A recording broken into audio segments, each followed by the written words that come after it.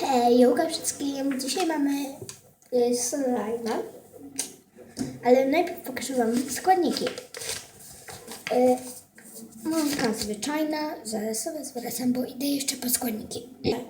Płyn do mycia naczyń, nabłyszczacz do paznokci i klej biały. I jakby ktoś chciał, to koraliki. Dobrze, już jestem. Pokazuję Wam tego slajma. Znaczy kleju nie musicie dawać, ale ja dałam, żeby był taki lepszy slime. Tutaj mamy tego slajma. Oczywiście mam go więcej. Zobaczcie. Jakbyście mogli, to szampon jeszcze, ale biały. Biały szampon. I nabłyszczacz do paznokci, ale malutko, malutko.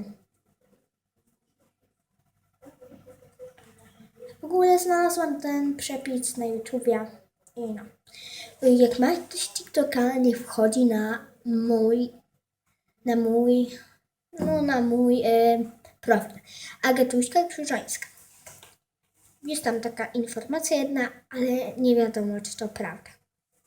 Więc pa, zostaw łapkę w górę. Pa!